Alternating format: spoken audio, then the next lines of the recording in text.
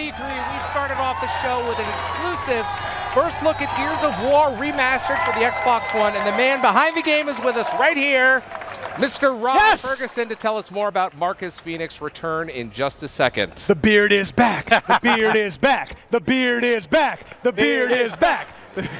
All right. Hi. First of all, welcome to the insanity that is E3 with these yokels behind me. We are here at the LA Convention Center, home of E3 2015, where we'll be bringing you breaking Xbox news for the next 3 days. How did all they get in? Who opened the doors for them? Anyway, I'm glad you're here. I'm glad you're here. Anyway, the show floor hasn't opened yet, and when it does tomorrow, it will be flooded with gamers. But clearly, some people have snuck in already, and I'm talking about us, actually. You guys, you guys should be there. I'm glad you're there. But you don't have to wait until the doors open, because we're bringing you Xbox news right now. That is absolutely right. Oh, yeah. Today, on this very stage, on your very screen, we've got the creators of Halo 5 Guardians, a new reveal from Fable Legends, Rare's pirate game, Arg! Sea of Thieves. Very good. Can I get an Arg? There we go. A first look at brand new indie titles, and Phil Spencer's going to join us to talk about this morning's briefing, backwards compatibility, HoloLens, and much, much more. So much good stuff. But the time has come to jump right into it with Rod Ferguson and Gears of War. Yes. So, Rod, Yes. In the briefing, you announced Gears of War 4 coming out in 2016 and the remastered version of the first game this year. What can you tell us more about the Ultimate Edition? Oh, it's the first at its best, is the way we frame it. It's basically completely remastered, 1080p, 60 frames per second multiplayer, whole bunch of new content, all 19 maps, 5 new chapters. Every art asset in the game has been replaced and additional assets been put in. Every cinematic has been re-motion captured and recreated. It clearly is the Ultimate Edition for Gears of War 1. So even if you've played Gears of War 1 already, and let's face it, we've all played Gears of 1 already, right? There's loads more in there for you, right? Yeah, I mean, there's also, we wanted to go beyond just the nostalgia. We didn't want to just do an up-res. That's not the way that we do it. And so what we want to do is really modernize it. So we took it, and once you've played Gears 3 and you've played all the way through the trilogy, going back to Gears 1, there's some stuff that you want to fix. You want to sand off some of the hard edges. And so what we did is we looked at a lot of the other 2 and 3, and we said, what do we bring back? And, I can revive while I'm in cover, and I can spot enemies, and I don't have server-side hit detection. I need to put that in, that kind of stuff, right? So now you're playing on dedicated servers, So we went through, and because you go back, I used Gilligan's Island. You think, as a kid, Gilligan's Island's funny. Watch Gilligan's Island now, not so funny, right? Larry still likes it. Well, Ageism. Yeah, exactly. You said it. Skipper! So we wanted the campaign to be soaked in the nostalgia, and that's why we didn't re-record the audio of the dialogue. Right. But we wanted the multiplayer and sort of the visuals to be really modernized for what it is to be on the next gen. Yeah, I want to keep asking you questions, but he is going to make us watch a video, on the which spot, is also on good. On the spot. Well, Rod, obviously you're up here. You're talking about how much you love the game. Clearly, the team up north loves the game as well. We actually had the opportunity to go up there, eat some gravy fries, hang out in the conference room. It's not I don't know how to. fries. I don't speak Canadian, man. We went up there though. We took a look at the making of Ultimate. It's absolutely incredible. So you guys take a look right now.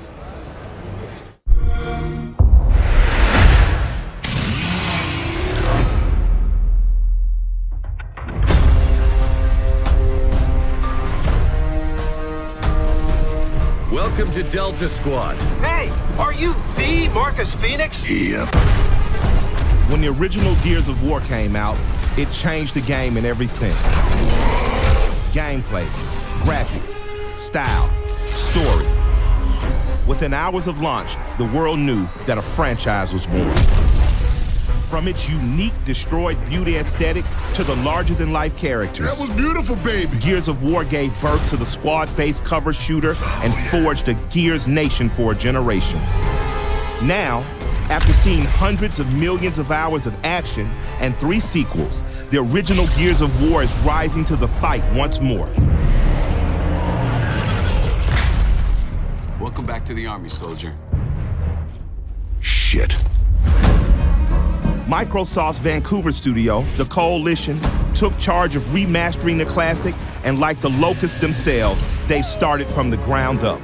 Gears of War 1 was the start of something special. To be able to go back and see it again with new eyes is just amazing. The primary objective? Ramp up the fan base for the future of the franchise by updating the original for the next generation. It's the original Gears of War, the game that started it all. Part 1. fully remastered and modernized for the Xbox One with a whole lot of new content thrown into boot. So every character and every creature in the game, every piece of armor, everything has been completely rebuilt from scratch. Locust!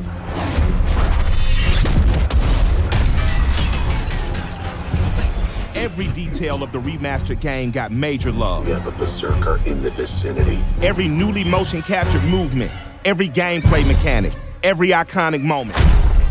The full clip. What we tried to do is pay honor to what was there and the original vision that the original artists had. Listen up. We don't have much time. Yet take it to kind of a slightly newer place. We're going in. Who loves you, baby?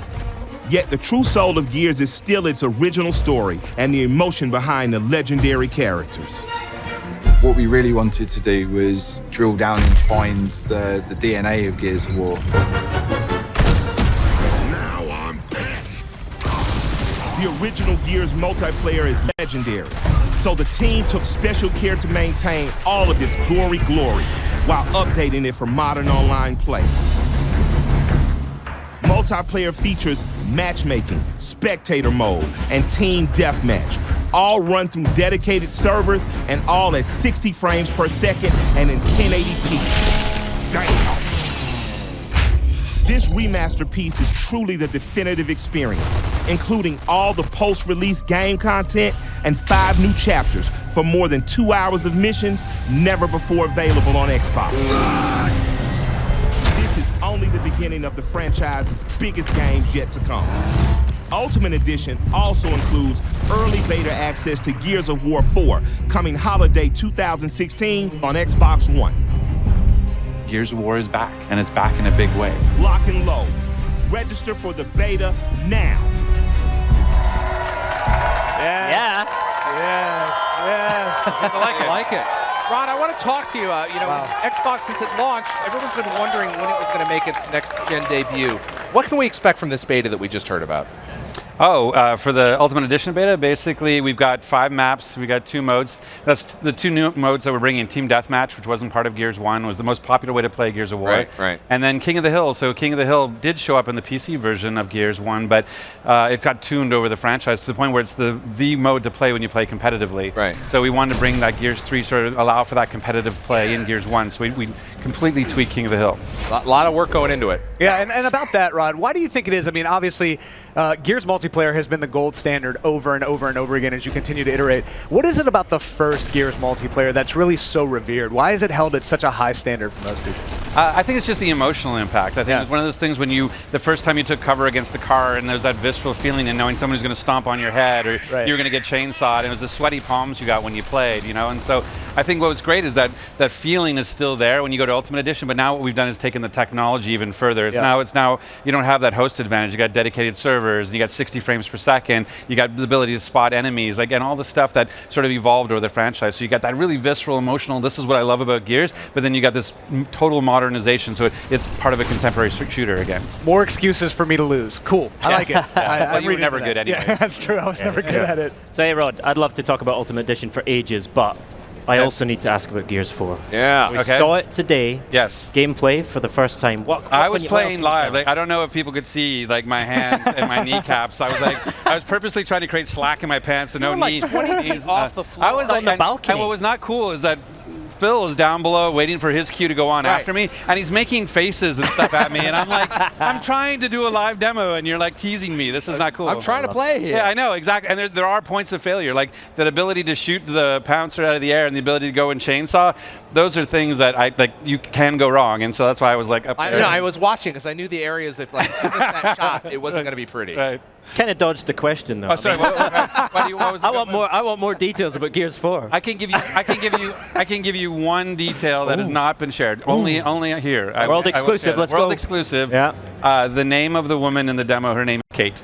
So that's what we're seeing right now. Some of the B-roll is. So there are 2 characters that you're being introduced to here. The first character is JD, which and that's you hear on the right-hand side. Yeah. And then his companion's name is Kate. And so that's basically all the information I'm giving. There's JD, just came into shot, and Kate's bringing up the rear. He's a handsome devil. He is. Is it Kate with a C or a K? Yeah, it's Kait.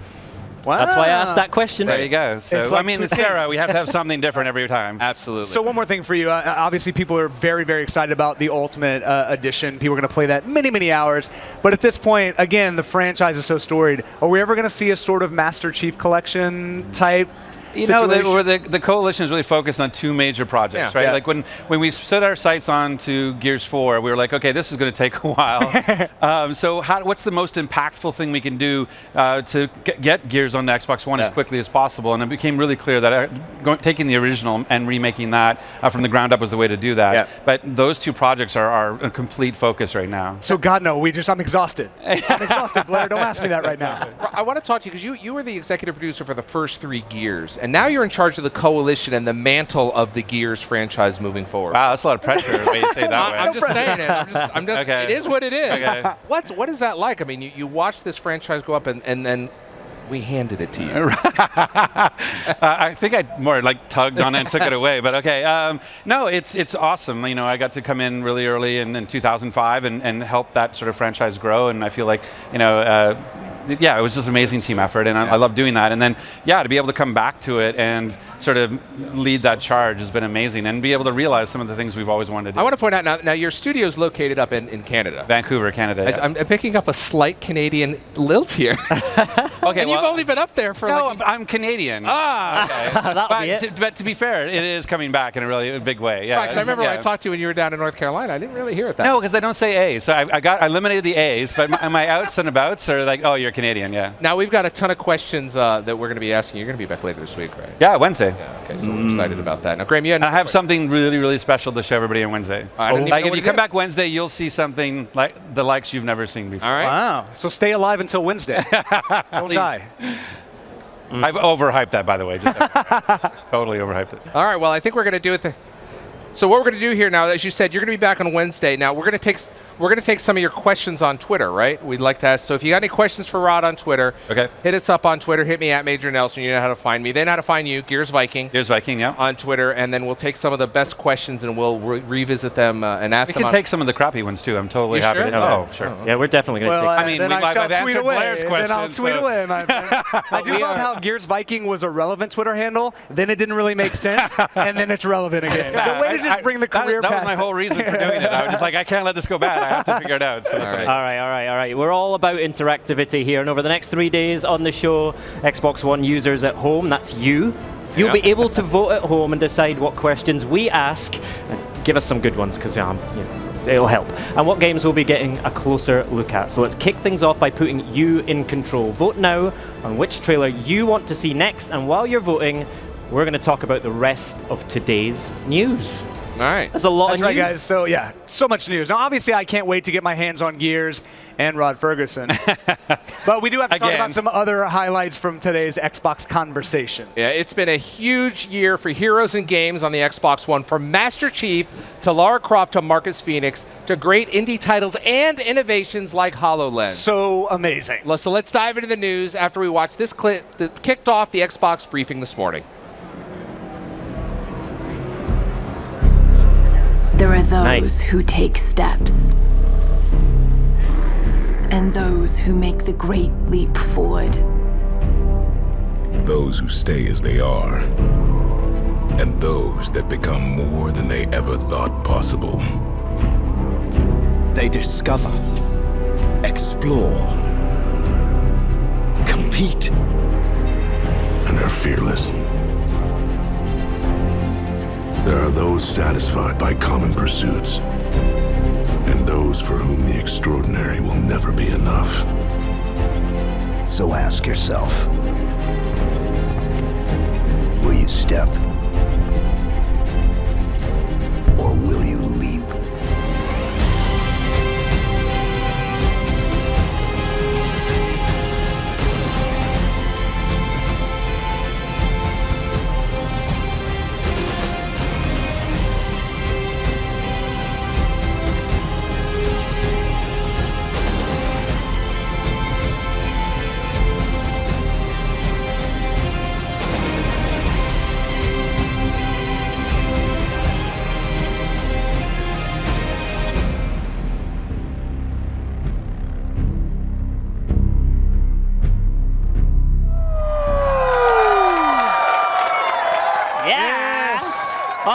This is the part of the show where the production team said we had to talk about our favorite thing from the briefing Which is today. such a difficult thing to I know, do. what is that all one about? favorite thing. There's so many to pick from. But I think the thing today that really stood out for me, first of all, right, I'm a massive Forza fan. Yeah. Huge Forza fan. Right. So I was really excited about seeing Forza Motorsport 6, seeing the new Did you see the trailer. GT come down? This is the thing, right? I was like, oh, cool, yeah, we can talk, look, see Forza Motorsport 6. And then a There Ford she is right there. Look at GT that car coming down. fell from the ceiling, fell from heaven. Right. I mean, how cool is that? That's one of those amazing E3 Now, have you moments been that into you'll never GT forget. yet? Have I been in it? Yeah. Because I was with it when we opened it in Detroit. The question I have is, do the doors open like this or like this? I drive at your cell, dude. It's halfway there. It's kind of in between, isn't it? But anyway, it looks amazing. And then to see some of the new details on their night racing in Forza Motorsport 6. Wet racing, racing in the wet. I mean, I'm from Aberdeen, Scotland, so I know puddles. And those puddles look amazing. Best puddles ever. Yeah, So, the really puddle physics in this game, without question, the best in the industry. Yeah. For sure. My favorite thing, I think, has to be backward compatibility. Many moons ago, the three of us sat up here on this stage and talked about the Xbox One, and we said, you know what, guys, this is the box that we want to have in the middle of our living room that will do absolutely everything. And for a while there, it did that, but I also had my Xbox 360 next to it. No more, my friends. South Park Stick of Truth, going in the Xbox One now. Amazing. It is phenomenal. I've used it, and I can't wait till people start using You're it. such a show-off. No. You've been in a Ford GT. You've used backward compatibility. You look great. See how you did. Anyway, I am all about HoloLens. I got to tell you, I saw that HoloLens that we saw this morning. I saw it for the first time myself about 2 days ago. And I actually, you probably saw me say this on Twitter. I said, I couldn't believe it. I was like, that is unbelievable. Yeah, I think it's important to clarify for the people at home that, now that we're sitting up here, we were there live. That wasn't pre-taped. There was nothing faked for television. That was a live demo. Actually happened. I mean, look at this. It was in real life. That's unbelievable, man. I can't wait for that. What an amazing, looks amazing. Like the best Lego set you've ever had on a table in front of you in your life. Yeah, for sure. All right, so in just a minute, Blair will go in depth on Fable Legends. Oh, sure, cool. And later in the show, Josh Holmes and Bonnie Ross from 343 Industries will join us to talk all things Halo 5 Guardians and to take an exclusive look at the new game mode Warzone. How good did that look? Amazing. Oh, amazing. But first, Xbox One viewers, you voted on the next trailer, well done, and you picked Plants vs. Zombies Garden Warfare 2. Here it is, and it has got the best soundtrack on it of any E3 video ever. Let's go. Since the dawn of time, plants have protected suburbia from the zombies. But now the world has changed. Welcome to Zomburbia.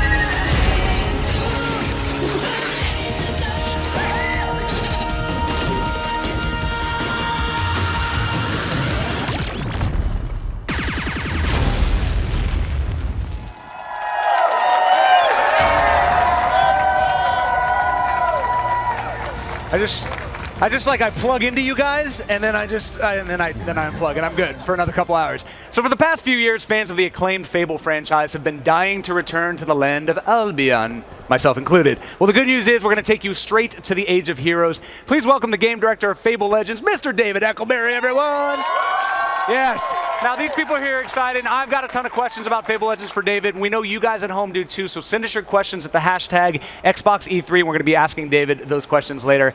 Now, David, we do know that Fable Legends is going to be a free-to-play action role-playing game, but for those that don't know, maybe at home that haven't seen it, missed that incredible briefing this morning, tell us a little bit about Fable Legends, and where does it actually fit in the Fable franchise? Well, we've been dying just as much as our fans have to go back to the world of Albion. And for that means basically that all of us wanted to go back to an earlier age.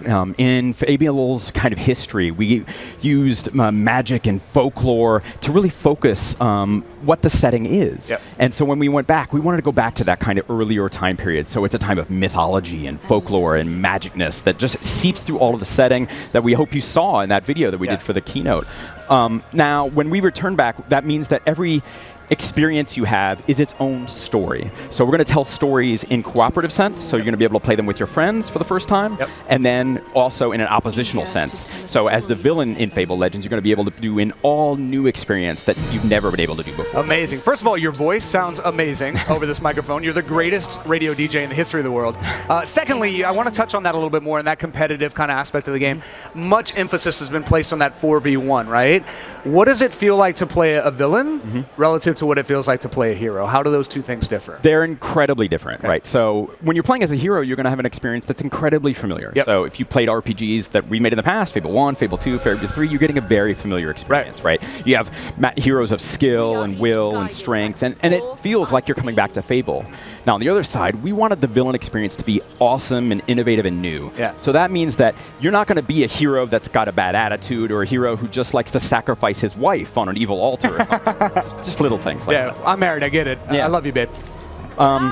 Be worried. But so that experience means that you're going to be kind of a top-down experience. So it's almost like an RTS in a way. Interesting. That you control all the creatures, traps, and spells that the heroes have to fight against. You're like a malevolent god from above, and it's an incredibly different experience. Super cool, man. So obviously the multiplayer stuff and that competitive, it sounds incredible. And for fans of that type of game, they're going to love this. But what about the people that just want a solo gaming experience? What's this going to be like for them? Well, we really make this game for our players, and we know some of our fans want to play single player, some want to play multiplayer, and that's cool. Every time you sign on to play Fable Legends, it'll be your choice on how you want to play. So maybe, it's 4v1, but you want to play alone, and then you play with some AI sidekicks against an AI villain. Or if you want to play with one mate, you could either play him against him, kind of in a versus 1v1 mode, or team up as the two of you, and then we'll supply an AI villain to fight against. Now, we were speaking earlier before, and you've seen all these questions, and you liked everything we had to talk about, but there was one thing that you actually wanted to touch on that we didn't have time for. So what do you want to talk about right now? The fans at home, they're so excited about this game. Tell them what you told me. So if you saw the keynote, we took you through all the different landscapes that we're going to be doing in the new Fable Legends game, and all these wonderful places. But what we also showed you, and what you were able to hear for the first time, is the nemesis of the first season of stories that we're going to tell on Fable Legends. So that character you saw at the end of the video, that's your first glimpse at that character, this magical Lady of Rosewood. And you heard her voiced by Lena Headey. Most of you know her as Cersei from Game of Thrones. She had a rough night last night. Yeah, well, she's had a bad day. That's true on Game of Thrones. But she's going to voice that character for us, and you're going to encounter her multiple times, find out what her story is and how your story intersects with hers, and then find some way to defeat her. That's going to be a lot of the center of our first season of stories in Fable Legends. Amazing, man. Well, big round of applause for David. David, thank you so much for being here and for making the game. We really appreciate it. Let's go over to Golden Boy and Bravo, who are standing by. I just saw this package to shoutcast your tweets. You are not going to be disappointed.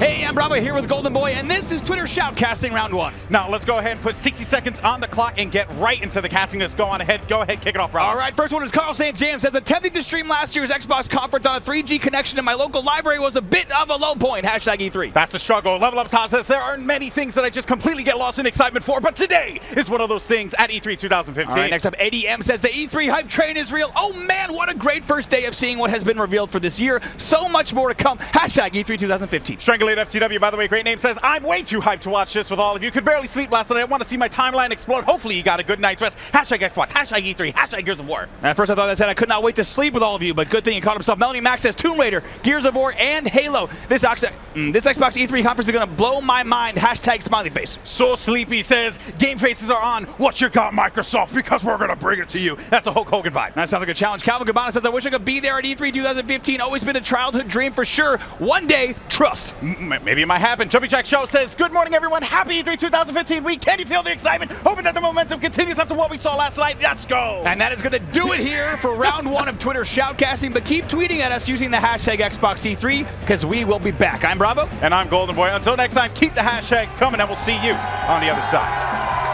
Oh my God. Well done, lads. I'm tired just watching that. I've never heard anyone talk so quickly. Anyway, bit of a change of pace now because one of my favorite reveals from today's briefing was the new game Beyond Eyes. Absolutely beautiful. And we're very lucky because we've got a behind-the-scenes look at this beautiful indie title from developer Sharida Halato. Check it out.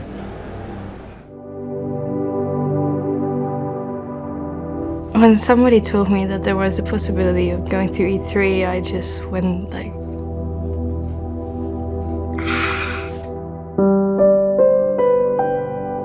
So in Beyond Eyes, you meet a 10-year-old girl named Ray. And when she was younger, she got into an accident. And as a result, she's been blind. She was severely traumatized to an extent that she doesn't feel comfortable leaving her home. She's afraid of loud noises. She's afraid of unpleasant objects. And she's kind of sheltered. So she lives in a really nice closed-off garden where everything is nice and there's birds and there's flowers and everything's pleasant. But at the same time, it's quite lonely. And then at some point, she meets this really gorgeous fat red cat called Nani, and they become friends and they play together and they do like little hide-and-seek games in the garden, and she's actually feeling a lot better. At some point, Nani is trying to kind of urge her to go outside with him to play. She doesn't. She feels she's too scared to do this. But then the cat disappears, and this is kind of her call to adventure, where she goes out for the first time to confront those fears in search for a friend. And then you kind of go on this journey where you encounter new people, new things, and hopefully find a kitty. I wanted to show the world through kind of the way her senses stopped developing at the moment she became blind, her visual sense. So the things she remembers are kind of the way a small child perceives the world. So something that is frightening is monstrous. And something that's, pretty and exciting is very vibrant and slightly oversized. I wanted to tell the players a story about overcoming that sort of bad things happening in life. And, things happen and sometimes it's pretty tough. And I wanted the player to kind of experience with Ray what it would be to face those fears and to kind of overcome them. The style of Beyond Eyes is kind of very storybook-like. So I wanted to have that idealistic version of the world where everything is nicely shaped and there's no really hard edges and like different soft color variations. I decided to team up with a friend of mine, Rian. She's a very talented watercolor artist. So a lot of her little sketches are made with watercolors and pens, and they look really lovely. And I looked at them and I was like, oh, wouldn't it be nice if we actually could get those sort of graphics in games as opposed to more like stylized, cartoony or very realistic ones. And we started talking about ideas about getting that flowy, that brightness, that vivid, moving aspect of watercolor paint into a game. And that was basically the seed of that art style. It's kind of a far stretch, right? It's a very visual, pretty game about somebody who can't see a thing. So I went through we did different things. So I talked to people who actually were blind, to organizations that help people with blindness. And it was never my initial idea to make a realistic representation, but at the same time I did want to do the feeling justice. So at E3 we'll be showing a different part of the game that people haven't seen before, and it's basically where she will encounter what it's like to be outside in the rain for the first time. This means that all her senses that she previously relied on to visualize the world become very distorted. So the wind, the sound of the rain, it blocks out her hearing, and the sense of smell disappears or changes a little bit. And then of course everything is wet, so it doesn't have that original texture to it. And as a result, it becomes very frightening for her because the world is constantly changing around her, and she has no sense of direction or perspective whatsoever. I feel very lucky. A few years back, the games that I make would not have been possible, but there have been some examples over the past few years that kind of changed the landscape of games, making them more diverse, making people no longer focused on is this a game or does this belong in games, but more open for the idea that, okay, we can have different kinds of protagonists, we can have different kinds of art styles, we can have different types of players as well. It's really nice to see all that struggle from a lot of other people kind of pave the way for me, so I kind of feel like I'm just marching in. It's like, okay. It's been quite a long process for a lot of people, and it's really nice to see that that we have more room for diversity and creativity.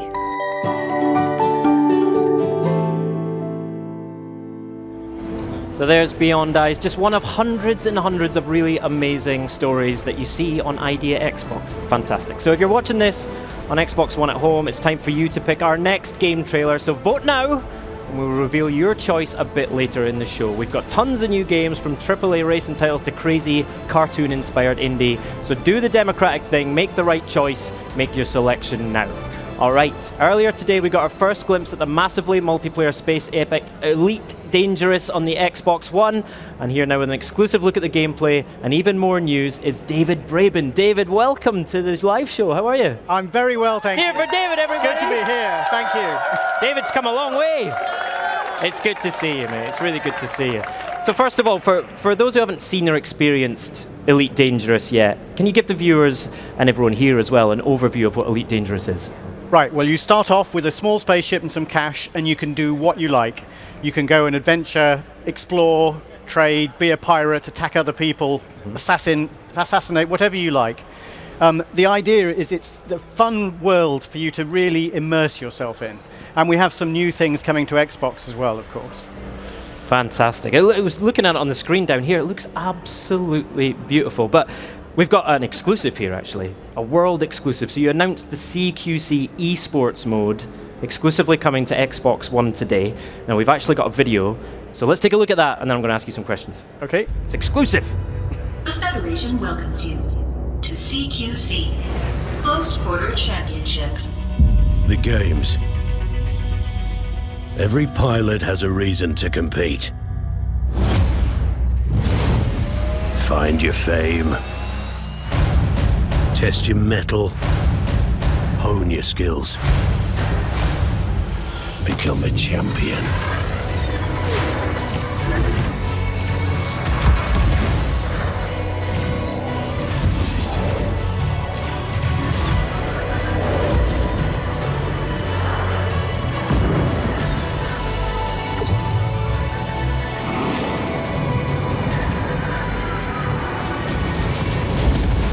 The skills you learn here can make you more than a champion out there.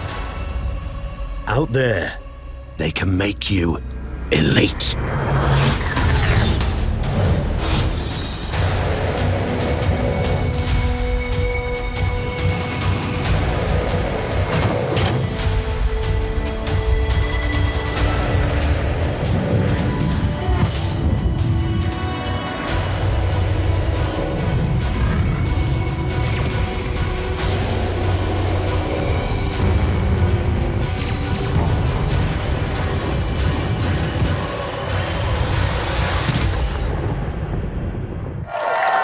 What is up, everybody? You just saw a world exclusive. David, thank you so much for bringing that in. Tell us more about CQC mode. How's it going to work? Well, it's great. You're pitted against team, so up to 6v6 or 12 against each other. But the way it works is you're plunged straight into it. You choose your setup and you fight. It's arena-based combat, which I think is great.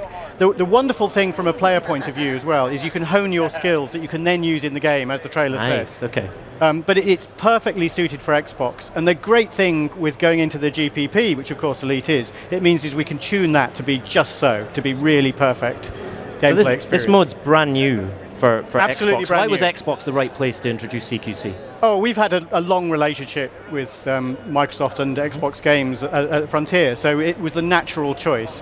But also, bringing this mode to console was, I think, really important because the sort of players want this sort of mode. This will come to PC later, but the point is, it's first to console because it's the sort of gameplay that people are already used to experiencing, if you see what I mean. All right. So we announced early access. Sorry. Let me put my teeth back in. We announced early access on Xbox One today. Wow, okay. So let's talk about early access. Elite Dangerous is one of the first games that people will be able to play as part of the early access program. What does that mean to you, and what does the community feedback mean? How do you act on it? It's a brilliant thing to do, firstly. I think for us it's fantastic because with something like CQC, it's something that we need to tune. We know it won't be perfect, but we can make it ever better all the way through with the help of the Xbox community. And I think that's fantastic. People can engage in it, have fun, and it will just keep getting better. And we'll work out what modes work best and tweak those so that they're just right. David, you're an absolute video game legend. I thank you so much for joining us today. That's absolutely Thank you very brilliant. much. Thank you, everybody. David Braben, how good is that? Early access on Xbox One. I knew I'd get there in the end. All right, now let's send things over to Blair, who's standing with Master Chief, well, sort of. Oh, hey guys, I'm just hanging out with my buddies practicing our authoritative power poses, right? We get hard. We get real hard. So these guys voted, you guys at home voted for your next trailer. Ladies and gentlemen, Dark Souls 3. Sub.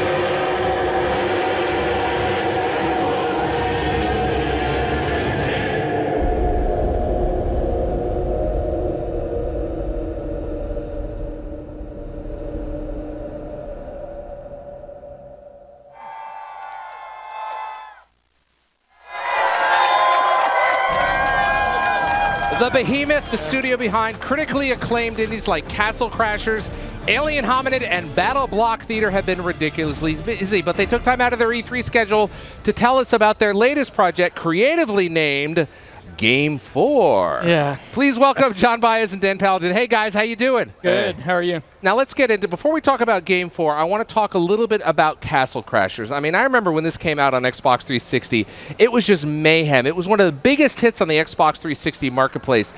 Any chance of seeing it hit Xbox One? Absolutely. Yep. It's coming to Xbox One, and we've been working on it for over a year. Right.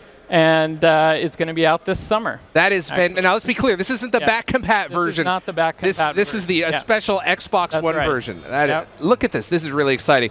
Now, outside of a graphical update, what's new in the game? And we're going to be getting it later this summer, right? Right. We will be getting. It will be shipped later this summer, but we have improved the graphics. We've brought everything up to 60 frames per second. We've increased the textures 5 times. We've got a brand new mini game called Back Off Barbarian. Okay. A 4-player mini game that's just really, really fun. Is this it right here? That's it. This is it, and it is a blast to play. I don't know what's going on here, but I love it. So what you're trying to do is not get touched by the barbarians or the enemy characters, and there's 4 of you, and it's a really fabulous, frantic game, kind of the couch co-op that we're famous for. Castle Crash coming to Xbox One this summer. That's exciting. Now let's talk about Game 4. You still haven't given it an official name yet, right? Not yet. All right. So do you want to share the name here? I mean, we've got all these people. They'd love to know the name, right? No pressure. We're not quite ready yet, unfortunately. Sorry about that. Now, let's talk about what the game is, and can you describe the game for some folks that haven't seen it yet? Yeah, definitely. So we call it a fast-paced, turn-based co-op adventure game, and there's a lot in there, and I wanted to go into some of the details of that. But to know more about the co-op stuff, you got to know about the core of it and the things that make it very unique. So you can capture any enemy you find in the world at all and add it to your team. And here you can see they've got to kill this dude who's protecting this cupcake, and then they're going to take the cupcake. Or you could do it the other way around if you want. But they want the cupcake heals. Now, it seems to be a hybrid of a lot of different elements. It looks like we've got co-op, role-playing game, an adventure game. It's turn-based. How did you balance this all out? It's a nightmare, but it's actually working out really well. The base thing here is we're simplifying a lot of how it works. So here you can see the way you position your unit that's what they're going to do. You tell the melee guy, go up to this guy. He's going to hit him with the sword. You don't have to click him and then the guy and all that. So all those things, one little thing at a time, we simplified it, made it as fun as possible, and it maintains just as much depth as any strategy game. Now, you guys are famous for the previous games had great couch co-op. Do you have any of that in there? Oh, yeah. All right. Oh, yeah, and that's where I want to go with it now. Is basically, now that you know you're going to place your guys, I place my guys, we each have our own teams that we customize and whatever else, and as soon as we're ready to go, we lock in, and then just there it is, and then it's the red team's turn. You know, I mean, all the Xbox 360 fans and Xbox One fans are now loving Behemoth, so I want to thank you guys for these awesome games. They have such attitude. They have such great look. I mean, they're just beautiful to look at, and they're just hella fun to play. Oh, it's fun to work on these, too. All right, thank you, guys.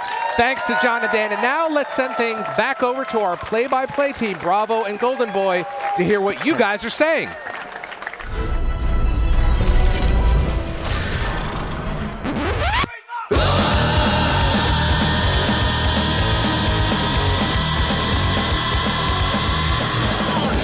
Hey, we're back with another edition of Twitter Shoutcast. Now let's go ahead and throw 60 seconds on the clock. Here we go. Kicking it off with Chaotic Priest says, whoa. PC mods transferred at Xbox now. That's huge. And tons of hashtags indeed. Huge news as well. Now, Kenny Overman says, just drop the mic, Xbox, before I wake up from this fantasy. Mods on the Xbox One for Fallout 4. Unbelievable! Now you have Sandcat who says, Titanfall and EA Access in case $5 was too expensive for you. Hashtag Xbox E3. Boom, EA Access. Big things there. Now, Jericho Borderbox says, Microsoft is really throwing down the gauntlet this year. There's lots of stuff I don't think Sony is going to be able to match. Oh, shots fired now. We have Aquatic 2688 who says, at Xbox E3, at Xbox KWIC, at Xbox, only 30 minutes in, and I can't breathe, man. You got to get a respirator, buddy. At Xbox One, at Xbox E3, Aaron Greenberg. That's right. Shout out there. Now, Purple Me says, why is there a car on stage? Why is there a car in a video game conference? Hashtag Xbox E3. I don't know why loud noises. Now we have Captain Dawson who says, I'm not sure what Peter said that caused it, but he turned my Xbox on. Hashtag Xbox E3. Now, Kyle Daly says, hey, look at that car. No one in the building will be able to actually drive. Hashtag Xbox E3. Oh, that's going to be it for us here at the stage. Let's go ahead and send it back to you guys over there. Take it away. Those guys are amazing. All right, settle down, you animals. Keep it going. Keep it going.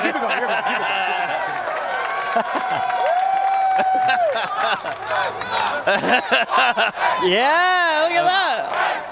You've been going for a little while. It's That's great. you, man. That's you. It's everybody. It's everybody. All right, guys, this morning he made huge news by announcing Xbox One backward compatibility and a buttload of games at the Xbox briefing. And now Xbox head honcho Phil Spencer is right here with us himself to go in-depth on all of today's news and answer your questions. Phil, welcome to the show, my friend. Thanks Let's for hear it for having Phil, me. everybody. Let's go. Yeah. It's great to be here. Look at all these people. Yeah. So if you're watching on the Xbox One, grab your controller because it's time to vote on what you think the biggest news from today's briefing was. What a tough choice. Yeah. Tough So choice. people are actually, a lot of people, they watched the briefing this morning. There was a lot of excitement, right? Yeah. You were on the stage. You were backstage. What felt like the biggest reaction for you? And then personally, what was your favorite moment? So the first, I mean, the back compat moment was pretty exceptional because of these people, right? But I'll say the thing that feels the best about that is the engineering teams back in Redmond that have spent so much time, Kevin LaChapelle, Bill Stillwell, so much time to get that right, and then to see the fan reaction when that actually popped. I had a couple of them in the auditorium, and it was just amazing. It was just amazing. For me personally, it's Rare's 30th year. Yep. And I wanted to wear the Rare t-shirt. 30 years as studio is exceptional. Yeah. Like, that's just an achievement to have Rare Replay, and then Rare gets to announce a brand new IP, a Rare game that they wanted to build from the ground up, a brand new franchise. Yeah. Oh, that was fantastic. I mean, as a gamer, you can remove yourself from being in charge of literally everything you see in front of us now. As a gamer, that was just an amazing moment as a fan, right? That's right. Yeah, I mean, it's from the opening frame of Sea of Thieves. When you see it, it felt like I was home in a Rare game, right? When you see that, I thought that was just great. But I mean, the show and the partners do so much work. Seeing Todd Howard on our stage with Fallout after all the work he had to do last night for their own briefing, and then he comes on and shows and makes fun of me a little bit with his with the character. I don't know why I have intelligence of 3. I was noticing my intelligence was 3. And only 2 for luck as well. I know. I didn't know what he was, but it was great. It was great to have Dark Souls. It was great to have Fallout there. See Halo with Bonnie opening our show. It was an amazing show. You announced game preview as well. Why did you want to bring that to Xbox One? That's a great question. We've had such great indie support since we announced the ID at Xbox Indie program. And a lot of the indies, they really foster the feedback directly from the community as they're building a game. So we get the question, how come we won't let that connection that you see on PC come to console? Press have asked me about this as well. And it was a great opportunity for us to work with some specific partners. I saw David Braben up here, an amazing game with Elite. Having Elite Dangerous come to the preview program. DayZ, just a classic game. And it's going to be a great opportunity for us. But really just building that connection between studios and gamers. Right. And speaking of the gamers, as you spoke about the fine folks behind us that really put the Xbox with the One Recore here, shirts on. I like the Recore shirts. Which is amazing. Oh, yeah, look at that. That was there this morning. But the backward compatibility thing was a total mic drop situation, right? People were really excited about it. And Larry actually had the opportunity to walk through it for us, so take a look at this. I am here with Bill Stillwell from the Xbox platform team. I am really excited about this. Now, people have been waiting a long time for backwards compatibility to come to Xbox One. Guess what, preview members? It is here. Bill, tell us how it's going to work. Thanks, Larry. Yes, backward compatibility for Xbox One is here. And what we've done is, in order to make this happen, which we didn't think was initially possible, we went ahead and actually built a virtual 360 all entirely in software. And then we take the old 360 games, put them in the emulator, and then we run it through emulation. That's really interesting because, that's based on the original Xbox One architecture where you can kind of do a lot of fancy stuff with the different operating systems, and we're seeing it happen right now. Now, Bill, behind us I see we've got Borderlands, incredibly popular on Xbox 360, but this is actually running on Xbox One. That's correct. Borderlands is one of my favorite games, and so this is one of the first titles we pulled through. And as you can see, this is the 360 game, right? Complete. And all we did was put it through the emulation program, and now I'm playing it here on my Xbox One. And you have access to all your Xbox 360 friends, the achievements, the dashboard, right? You have everything that's right there. Yeah, there is a full guide that's included with every one of the titles that we release, and you can access that guide to do matchmaking, to do chat, and all the things that you would normally do on your 360. in addition to whatever you have on the Xbox One. And while you're doing that, you could actually snap an app or snap television if you wanted to. Yep, Xbox take a screenshot or Xbox record that will all work. Awesome. And you'll be able to use that as well. All right, Bill, let's talk about achievements. Very important to the Xbox community. How is that going to work with Xbox 360 achievements? These are still Xbox 360 achievements. You're still using an Xbox 360 game save, your cloud saves, carrying across just like it would from console to console. So you're only earning the 360 achievements. You're not able to earn them twice. So if I got them earlier, before Xbox One launched or even after, then I've already got them. You've already got them. Now, how is it going to work with digital titles that maybe I've purchased or the discs that I've got around the house? So for digital titles, we'll just pull those through. So they'll show up in your ready-to-install queue under My Games and Apps, and then you just install them digitally like you would an Xbox One digital title. And for disc games, we actually will now recognize the 360 disc. If it's in our catalog, you put it into your Xbox One, we download into your Xbox One hard drive, and then you play the game there as well. Now, we're deploying this right now for preview members, so if you're in the preview program, you'll have access to this, but it's going to be wider deployment later this year, kind of general release.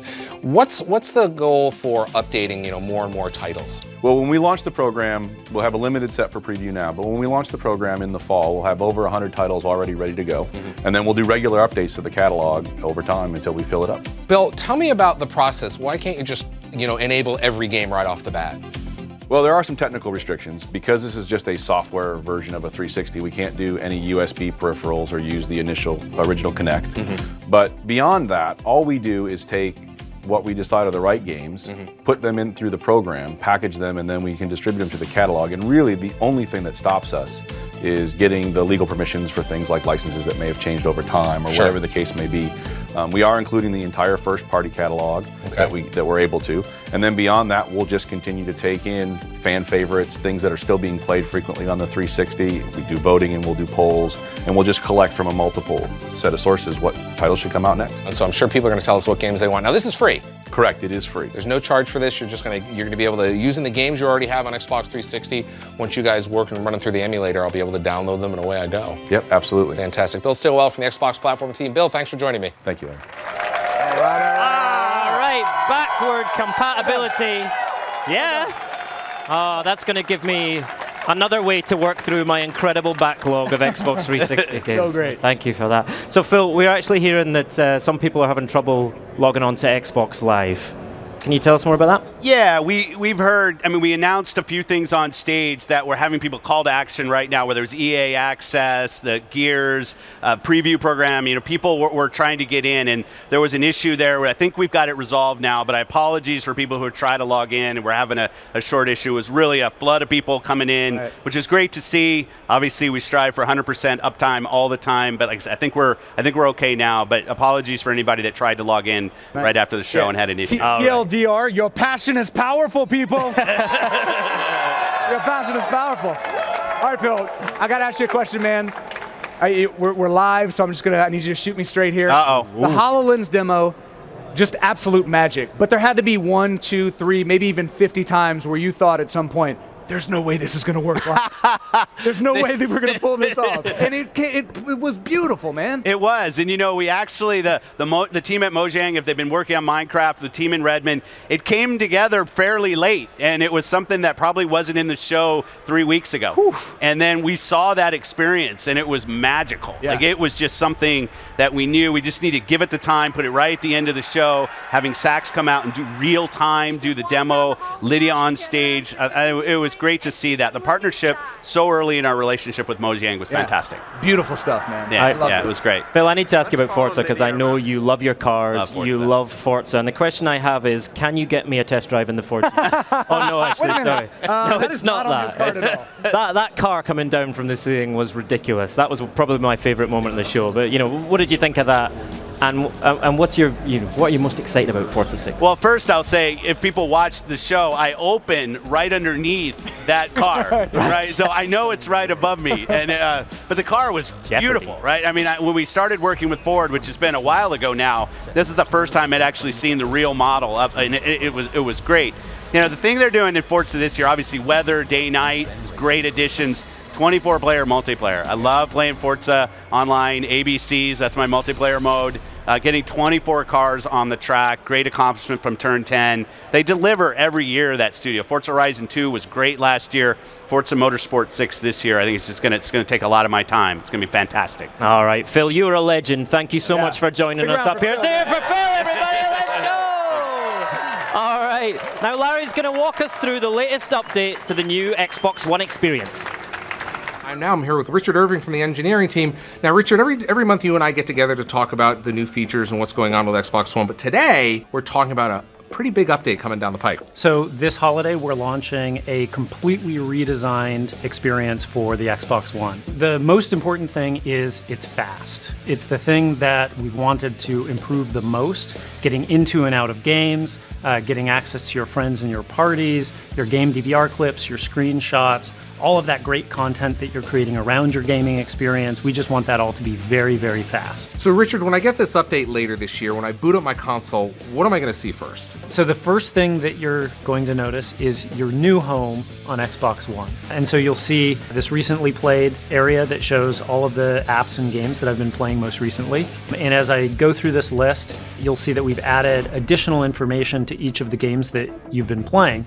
So I can see here a link to the Game Hub. I can see an announcement that the game developer has made. So we're allowing game developers to make announcements and program directly to your home screen, as well as shortcuts to your most recently recorded game DVR clips, screenshots, and even achievements that you've earned to just give you one click, the ability to one click and share out to all of your friends on Xbox Live. Where did my pins go? Remember your pins used to be to the left, and now you're just going to scroll down through your recently played list, and once you get to the end of it, you'll see your pins right there on the bottom. What we were thinking about in the community area was to make it much easier and faster for you to connect with your friends, games, and the rest of the Xbox Live community at large. And so the first thing that you'll notice is that we've pulled the activity feed up to be right here as the centerpiece in the community area. And then over here on the on this right-hand side, what's going on here? So this is the trending area, and this is where you'll see new video announcements, you'll see games that are trending on Xbox Live in the community, and you'll also see players that are accomplishing big things on Xbox Live. Richard, at the beginning, you were talking about speed and how important it is to gamers, and of course, the team did a lot of work to meet that goal. Tell me what you guys did. So the most noticeable thing is this quick menu that we've created just to the left of home. Yeah, you can see it's brand new, a series of icons over here. Kind of quickly go through what's going on here. So if you just go left from your recent games and apps list, you're going to see fast access to your friends list, to a party if you're in one, your notifications, messages, and even some settings that you want to adjust on the fly without having to go deep into the system. Now, it's really important because this actually goes right over a game when I'm in a game, correct? That's right. So it's not just available on home, and this is what's really cool about it, is when you're playing a game, you just double tap the Xbox button on your controller, and this quick menu is going to slide over on top of your game. Doesn't scale the game down. You just see your friends list. You can go through there, figure out who you want to invite to the party. One button press, the invite is sent, the party is created, waiting for your friend to accept, and it's all just very fast and easy to do. Richard, we've been hearing a lot about Windows 10 and Xbox over the past few months. How is Windows 10, how does that figure into this update? We've been talking about since January how Windows 10 is going to make gaming greater in a bunch of different scenarios. When you're on your PC, you get the Xbox app, always running game DVR to record great moments from the games that you play on your PC, as well as the ability to stream your games from your Xbox One to your Windows 10 PC. So in the case of the console, that's what's enabling these great updates for fast access to your friends and your parties, and some of the other enhancements that you're seeing in this update. A great example of this is Cortana. That's right. So Cortana is this great personal digital assistant, and now Xbox One is going to be made more intelligent with the help of Cortana. Richard, can you show us how it works? So Cortana makes it easier to interact with my friends on Xbox Live while I'm playing a game.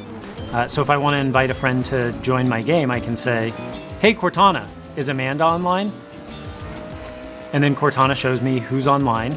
Looks like Amanda is online. Without having to leave my game. I can see how Cortana can really speed things up for me here, and I don't even have to pause the game. That's right. Hey Cortana, start a party and invite Amanda. Sure. Inviting Amanda to a party. You can use all the same voice commands that you use on Xbox One today, but Cortana is going to make it more natural and easier to do more advanced things. Like, hey Cortana, record the last minute and share it to my activity feed. Recorded. What would you like your message to say? Check this out. Sure, sharing your clip and message. Check this out. Share it, add more, or try again. Share it. You can see that Cortana enables voice dictation, so you no longer need to type with the virtual keyboard. You can record clips, you can send messages, you can post to your activity feed, and so much more without pausing or leaving your game. That's really cool, Richard. What else should fans know about Cortana? I hope what you saw is that we've been focused on making Cortana a great experience for gaming and in your living room. Cortana adds a new level of intelligence to Xbox One and gets smarter the more you interact. There you have it. That's your first look at the new Xbox One experience coming very soon, right, Richard? That's right. We're really excited about it, and a lot of it is based on your feedback, so thank you very much for that. Richard, thanks for joining us today. Thanks for having me. Hey! Good, eh? What'd you think of that? That is... I thought that shirt was incredible. Well, Hey! besides the shirt, the UI looked great. Yeah, no, that's good too. That is the first time anyone has seen that new eye, and hopefully the last time anyone has seen Larry's shirt. Burn. All right, all day long, Xbox One owners have been voting on what you want to see next. Yeah, so let's do that one more time. So go ahead and vote on the game trailer you'd like to see, and we're going to bring it to you later in the show because we're the Given Tree. All right, still ahead. We'll take a deep dive into Halo 5, but first, we have to talk about some of the other big news that came from E3 earlier today. I am excited about this little guy right here. This is the It's a real thing. This is my personal Xbox Elite wireless controller. We're going to go into depth about this guy tomorrow, but I wanted to kind of give you a little bit of a preview. She's beautiful. So nice, Larry. Yeah, Does she have a name? Have you named her yet? I haven't yet. I'm taking names. Want to take a look at it? Yeah, I'd love to take a look. What about you, Graham? What do you want to talk about? I feel elite. Just all right, we'll holding talk this. more about that later. The Division. Oh, okay, fine. I am excited about The Division. You know, we've seen it a couple of times at E3 already, but really good to see a new trailer today. It's the setting of The Division that I really love. Not quite post-apocalyptic, just as things are starting to go a bit wrong. Yeah. Or quite a lot wrong, Yeah. as you can see there. So I'm really, really excited about that. Excited to see more about it coming soon, yeah. All right, let me check my notes here. I wrote like 6 pages of Fallout 4, you guys. Come on, Fallout 4, right? We've been waiting for this forever, and it's finally here. Oh my God, Fallout 4 is finally here. You know, I was supposed to go to the Bethesda conference last night. I'm a proper Fallout fanboy to see it. And I am. I had to be in meetings instead. Really? Can you believe that? It's not all glitz and glamour here. You got to be able to afford that Pip-Boy special edition, man. Yeah, that's true. You got to pay for that. So cool. You got to work yeah, for that. Get my deposit down on that today. And the other cool thing that we heard today, the Xbox fans, when they buy Fallout 4, they're going to get a copy of Fallout 3 on backwards compatibility as well. Amazing, How good is that? And the mods announcement. The PC mods that PC we're going mods to on be Fallout. coming to Xbox One for free. Right. So good. So good. So if you guys could just somehow train every camera on this stage on me right now while I toss to this amazing Fallout 4 trailer we've been waiting years for. We've all been waiting.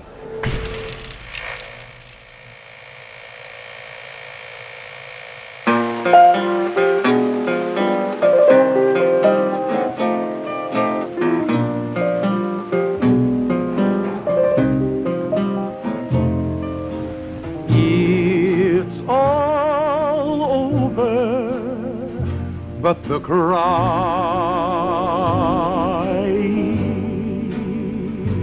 With the world poised on the brink of war, Vault-Tec is reporting a record number. But me.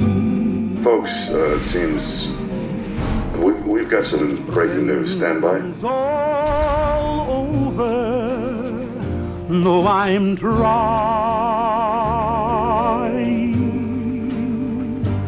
to forget about how much I care for you. We seem to have lost contact with our affiliate stations. Stand by. We do have coming in confirmed reports of nuclear detonations. My God. Our soldiers were right. War never changes.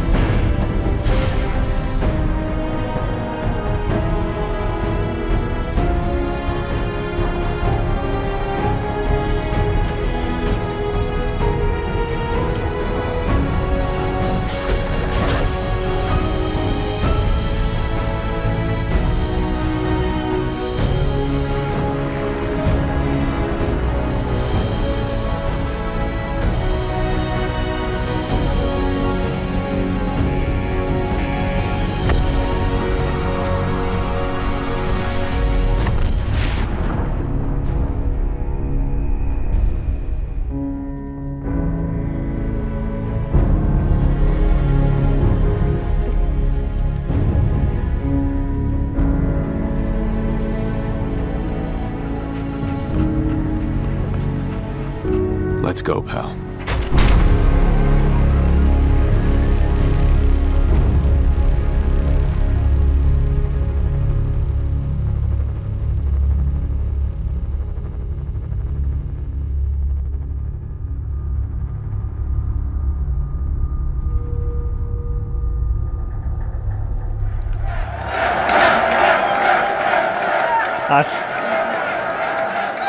Wow. I'm so happy right now. Welcome back from the wasteland. And today's briefing, Rare, the acclaimed game developer behind titles like Perfect Dark Zero and Viva Pinata, my personal favorite. I love Viva Pinata. They returned with a new game and the surprise re-release of some old classics as well. And joining me now from Rare are Craig Duncan and Greg Mails, who's going to be driving. Nice work, Greg.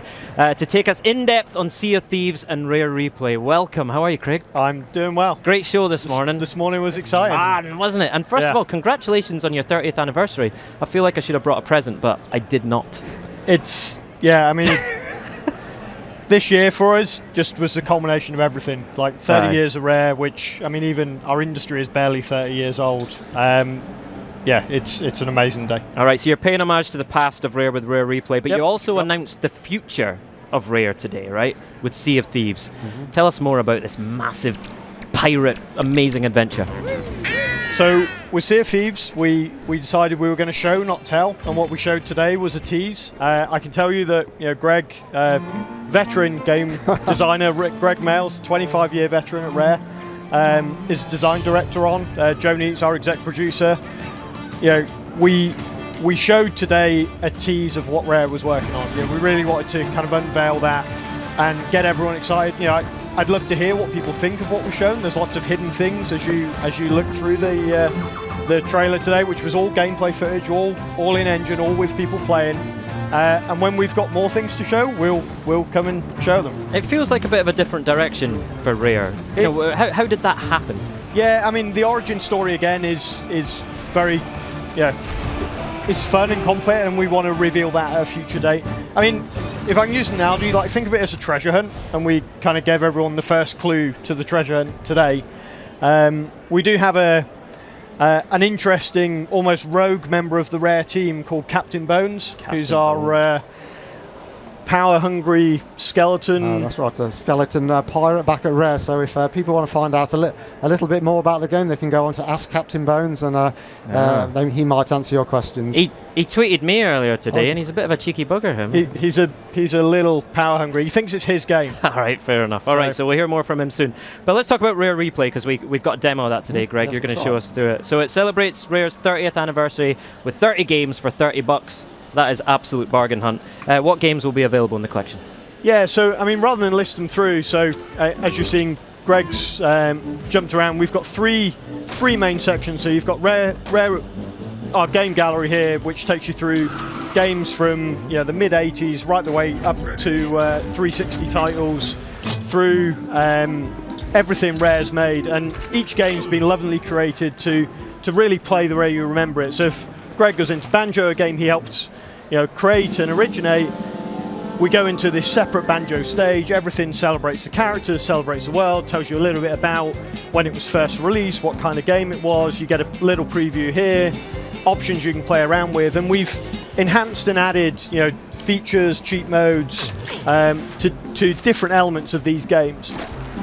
Now that's what I wanted to ask you about, right? Because obviously these are really faithful, it's the games. It's the games that everyone knows and loves. But then you have all these new options that the Xbox One has opened up as well. So how have you added them in? Yeah, so if you think about our development journey, anything pre-Xbox 360, even things like save games just weren't prominent. So the mode Greg's going into now, we have a thing called Snapshots, which lets you go in and experience the real high points of these games in bite-sized challenge. So if we want to go in and play, say Night Law, I can go in and play a specific set of levels or challenges and really kind of experience those games. Battletoads, we have a remix that just plays the boss battles. So you can just go in and play those really hard-as-nails boss battles in a way that doesn't mean you need to go and play through the game, but then once you enjoy it, you'll go back and play through that game. The other feature we stumbled upon when we were recreating these old games was a rewind feature. So, people talk about games being hard now, like go back and play some of these games that were made in the 80s and 90s, and when you die, like you can literally hold the left trigger, rewind back 10 seconds, go and play that bit again, and that Twitch perfect gaming to just hone your gaming skills. Oh my goodness, that would have made my childhood a lot easier, but not as fulfilling. That's it. I have to say. So this is incredible Rare fan service, and we know you've got some amazing fans out there. What kind of message would you like to send to the Rare fans? Yeah, I mean we know everyone has a Rare game that is the Rare game that means a lot to them, and no matter what your generation is, there will be something here for everyone. And even if our super fan that's played all of these games, this section Greg's in now, is over an hour of developer commentaries, origin stories of where Rare games have come from, hidden features. We've got videos of prototypes and Rare games that never ever seen the light of day, and just Rare staff members, past and present, talking about where these games come from. What were the origins of them, why they existed, and really talking about their favorite games.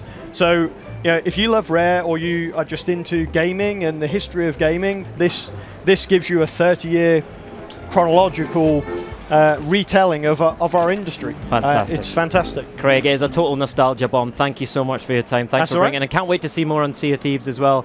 Greg, thank you for doing the driving. I appreciate it. All right, one of today's most anticipated moments was an extended look at Halo 5 Guardians campaign gameplay. Let's watch it one more time. Not just another target, Every target is just another target, Buck. 0631 this morning. Master Chief was declared absent without leave. I'm a Spartan now, sir. I know who you are. Yet now you hunt another Spartan, the greatest of your clan. Every other Spartan, every soldier, when they hear about this, they're gonna hate us. You know that, right? You're not the only one here because of him. Sunion, the Covenant's final stronghold. That is where you'll find the Master Chief and the Guardian he seeks.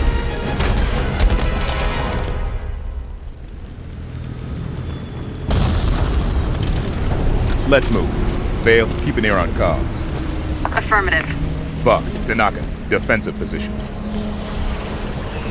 I will never bow to infidels!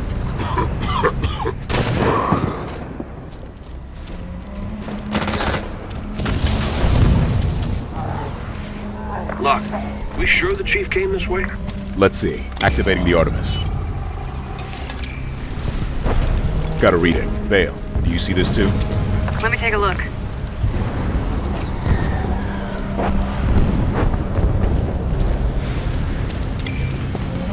Chief's assault rifle. No ammo. Then the Master Chief's been through here. Which means he has a head start on the Guardian. Let's get moving. I regret everything!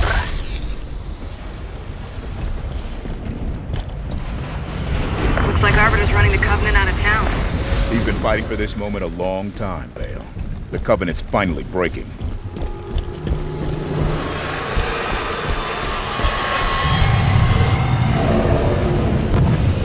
There's the Guardian. You think the Chief's already on board?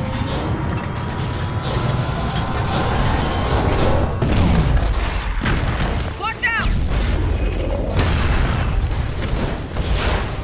Keep your head down and run.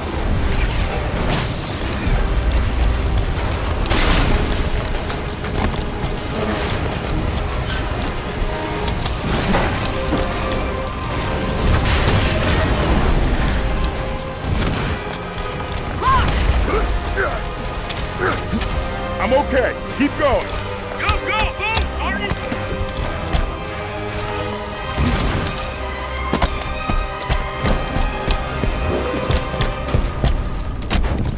Made it. Yeah, safe and sound inside a crumbling building. Better than the bottom of the ocean.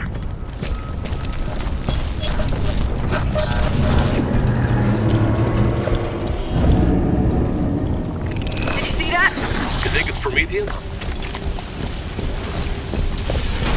Incoming!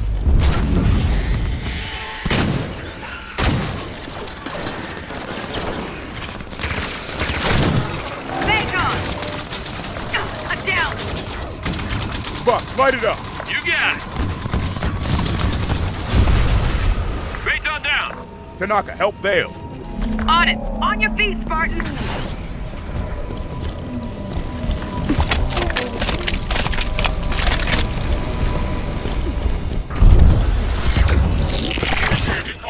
Soldiers!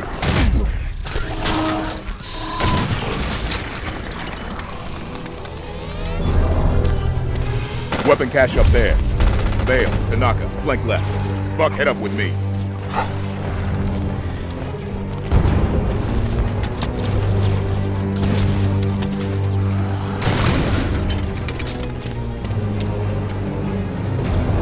Plasma caster.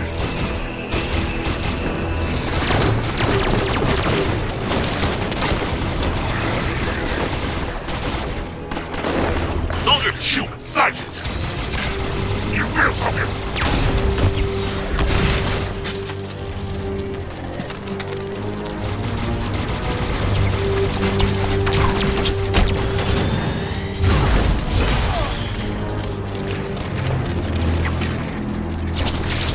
Soldier captain's on deck! Take him down.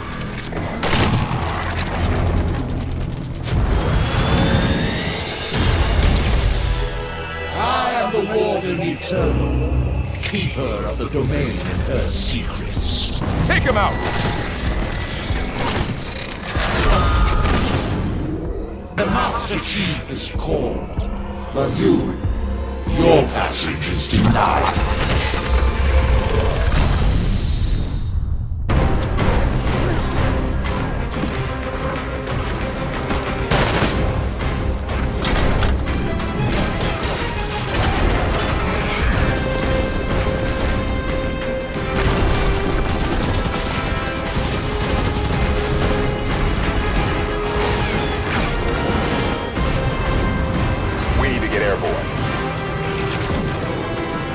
We are airborne in Forerunner face-on.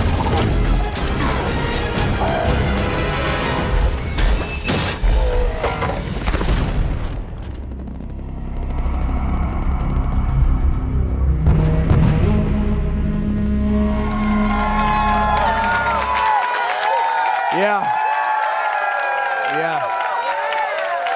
That's going to make some money. That's going to make some money right there. Before we get into our next interview and our next incredible game, I wanted to take a moment to thank the amazing fans that showed up here today to join us. The incredible fans we have at home watching. We know that E3 proper doesn't kick off till tomorrow, so we appreciate you guys joining us this morning for the briefing. We appreciate you being here today, engaging in all the voting, sneaking in illegally. Half of you are going to go to jail, so that's cool, I guess. But for now, back to our next game. The insanely popular MMO World of Tanks is somehow getting bigger. Here to give us an in-depth look at the beta as well as some exclusive news is executive producer, Mr. TJ Wagner, everyone. Yes. Thank you for joining us, man. We appreciate it. So TJ, World of Tanks on the 360, without question, one of the biggest games on that console. How do you hope to replicate that experience on the Xbox One? By doing more of the same. World of Tanks on Xbox 360 is the most popular free-to-play game on any console right now. On Xbox, we're just trying to make it bigger, take advantage of all the Xbox One specific features, Twitch streaming, replays, all the really great social aspects of Xbox One, and take advantage of the amazing hardware and better graphics, better everything. Right. Now, the thing that you just touched on, you're all about ways to engage with your fellow gamers. And one of the things that you guys are doing that's absolutely incredible is the cross-play between the 360 and the Xbox One. How are you guys actually going to accomplish that? So the Xbox One is its own game. We built it up from scratch. Built every tank, every asset, every map, every Sky Dome all over again. Yep. For at 4K resolution. Yep. But the game is controlled by the server, so they play on the same server. So we'll play together seamlessly. You can jump from your 360 to your Xbox One, back, go to a friend's house, play on the same account. There's no downloading anything. Right.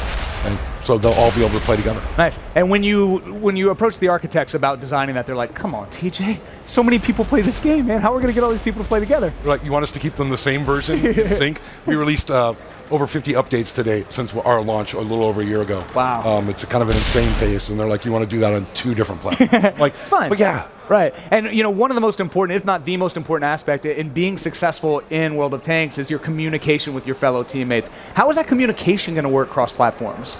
So we partnered with Vivox to implement a server-based voice system so that 360 players can talk seamlessly with Xbox One players, and as a side benefit, since it's server-hosted, even more players can talk at the same time. Right. And same conversation you had with those guys. Hey, we need you to make sure that all of these people play together. Yeah, no problem. That's going to be easy for us. Yeah. And let's talk about the new game. As you said, you've designed a completely new experience for the Xbox One.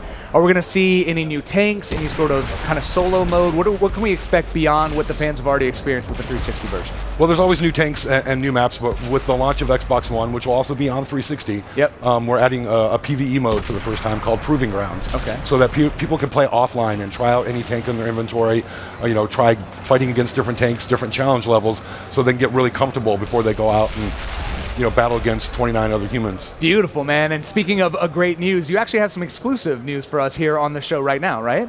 Yep. For the first time ever, we're announcing that you're going to be able to pre-download the game on July 10th. We're going to have an open beta weekend on July 11th and 12th where Xbox Ones and 360 players are going to play together and keep their progress.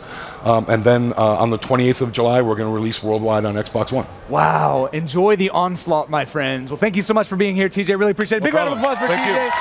Congratulations on the success, continued success on the game as well, my friend. Now, speaking of the Xbox Ones, you guys voted. We did the democratic thing. American, bald eagle, Obama with multiple Uzis, and we agreed to play the trailer that you voted for. Forza 6, right now.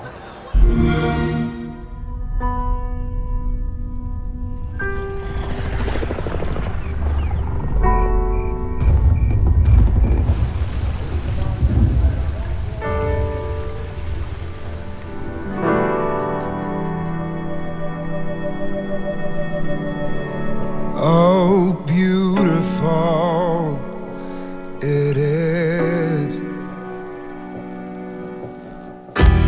Let's start a revolution. Oh, beautiful it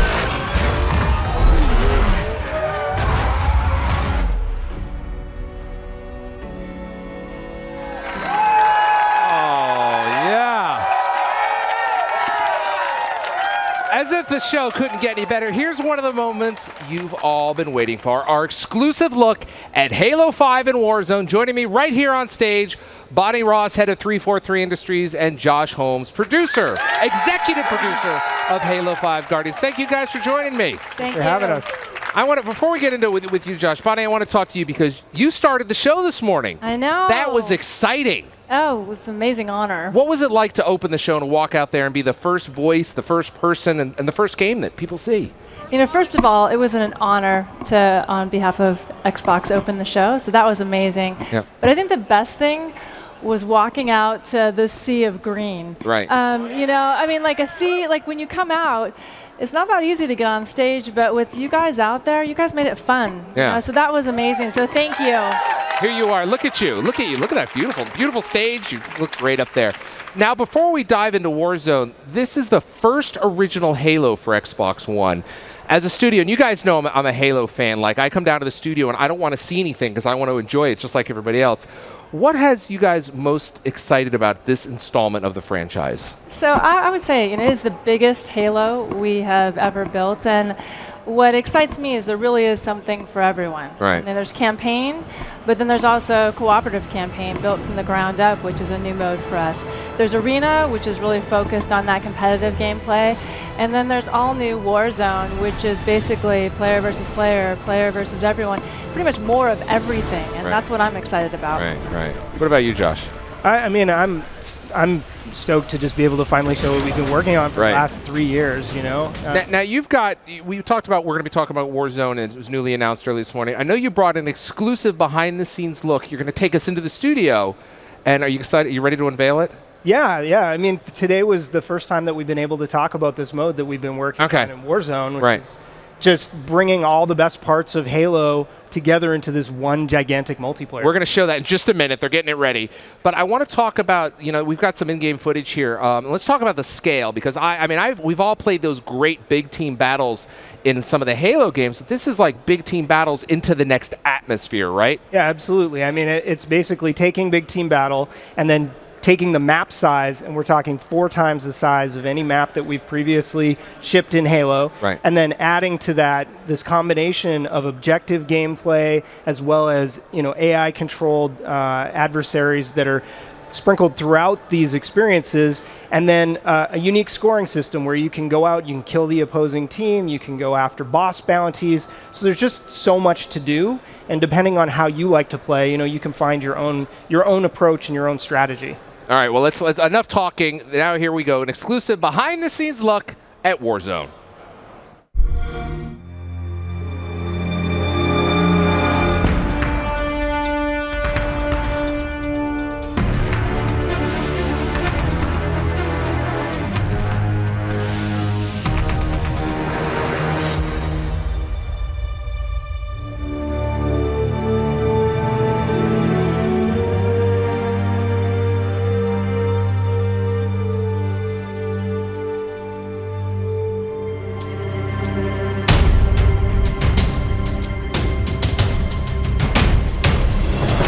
The idea for Warzone kind of evolved over time, but it started way back on Halo 4. So when I joined the team, Warzone was just a pitch. It was something floating out there that we wanted to jump on. It was a what if we were able to combine all of the best parts of Halo into one multiplayer mode. It would be awesome. You go online and there'd be people talking, you guys need to build the most epic multiplayer experience. But we knew the challenge it was going to be on us to build a game like this. We knew we wanted to focus on competitive, but we also wanted to create something new. So when Halo 5 came around, we said, let's go after this. Let's make the ultimate Halo toy box. And we really pulled it together into this all new massive mode called Warzone. There you go. Here we go. We're back. Yeah! That was awesome.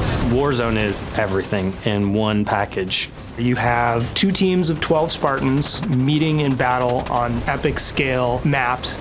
You have the enemy AI, you have vehicles, you have bosses that will enter the battlefield at key points, and the entire time you're trying to capture the most victory points for your team.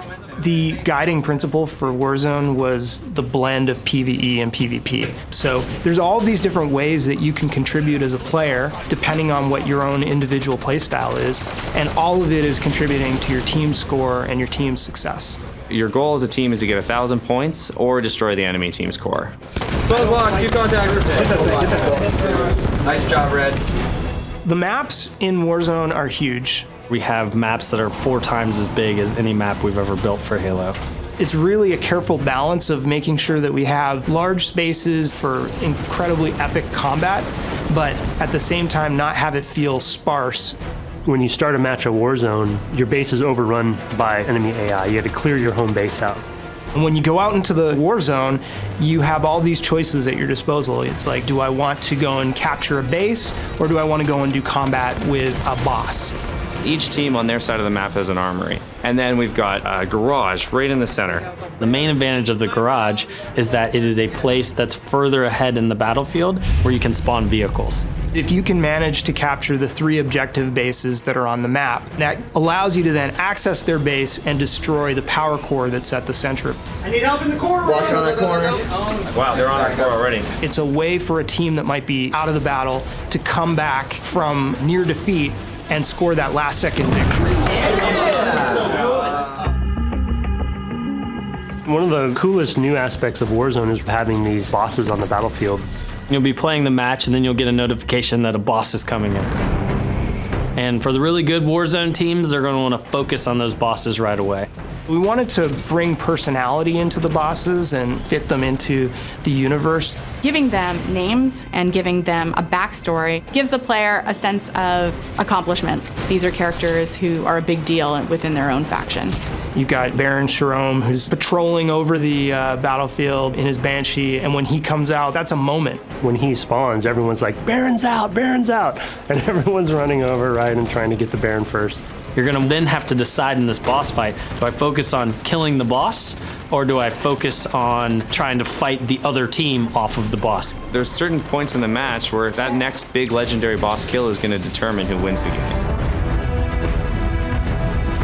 We wanted there to be a sense of balance in there for what power items are able to be brought in at what times. Everyone goes into Warzone and they want 3 sniper rifles, 4 scorpions.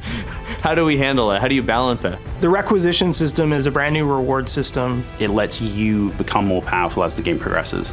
Everything that you're doing, all the kills that you're scoring, capturing bases, all of those things are helping you gain additional rec levels. So within your home base and each one of the 3 objective bases on every Warzone map, you have requisition stations. If the player has rec cards in their inventory, then they can go to the terminal and use those cards to get all of the best items from the Halo sandbox. Rec cards you earn through any type of multiplayer experience. So if you're playing Arena or you're playing Warzone, we will be giving you rec packs as you go up the ranks.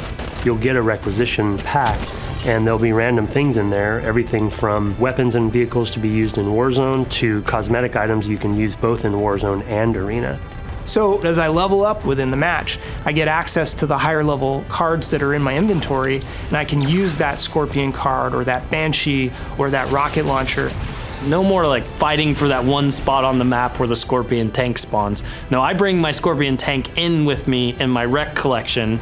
But you don't just get to start the match and call it in and just wreck house. You gotta actually take bases, get points, and as the battle gets crazier and everyone's leveling up together, your choices get bigger as well. In some ways, Warzone is a Halo player's dream because it's bringing together all the best parts of Halo in one multiplayer experience. We want to make sure that Warzone has something for everyone in there. If you want to defend a base, you can do that. You want to go after the biggest and baddest bosses and work with a few teammates, you can do it. If you want to protect your teammates from afar with a sniper rifle, and if you want to fly a vehicle around, you can do that in Warzone. It's this crazy mode where anything is possible. It really just feels like you have jumped into a hot zone. Dudes are running in, there's rockets flying everywhere, and it's just total chaos. When we see the Banshees, the Scorpions, and the Mantises all out on the battlefield and everything is going bananas, that is my favorite part of Warzone. I can't even tell you how exciting it is.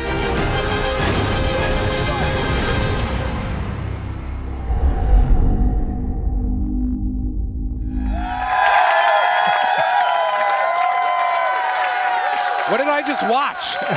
That was like, I've been asking for that Halo game for years. Now, Josh, I know you're going to come back on the show tomorrow night with some folks from your team to answer some questions. So now's the time, folks. You have about 23 and a half hours to go over that, what you just watched, frame by frame, to come back tomorrow and ask some questions. Now, Josh, that is a massive, massive battlefield. Absolutely. Yeah, I mean, it is so much bigger than anything that we've had in Halo. Did I hear you right? It's 4 times larger than the largest Halo map that we've seen so far? That's right, yeah. I can't even imagine that. Now, this is all dedicated servers, of course. Yeah. Every experience that we have, every online experience within Halo 5 Guardians runs on dedicated servers at 60 frames per second. Now, I normally don't ask this, but I'm going to ask this. I'd like to come down next Friday for a little play test. That's all I'm going to say. You're always right? welcome. You guys want to go? Yeah! I'm just going to bring a couple of friends. No big deal. All right, now before we go, Bonnie, we've got something to give away here. So this is actually an Xbox One console that a lot of the Xbox team have signed. In fact, I signed it down here, which actually devalues it. But I've signed it down here. We've got Phil Spencer signed it. All the Xbox team signed it. Bonnie, I know you got. Why don't you? Can you find somebody here who wants this? Look at this. It's a beautiful Xbox One. This is one of a kind. Sure. Bonnie's going to take a walk over there. You want to go ahead and choose somebody? This is the kind of stuff we're doing on this show. We're giving stuff away. We're showing video games. You're getting your first look. Oh, there we go. You got somebody, Bonnie? There we go. All right, hold on. All right, thank you, guys. All right, listen. Bonnie, come back over and sit down. We're gonna wrap the show up here. We're pretty much out of time, but do not miss tomorrow. Join us tomorrow for day 2 of Xbox Daily live at E3. We're going to bring you a closer look at Rise of the Tomb Raider and Forza 6, and we'll be joined by correspondent Tiffany Smith. And I just need to go in-depth with Mirror's Edge Catalyst, Just Cause 3. I'm going to get my grappling hook ready, and much, much more. I promise you won't want to miss it. Thanks for watching. We'll be back tomorrow. But until then, here's one more look at some of the most amazing games we revealed today at the briefing. Goodbye, everybody.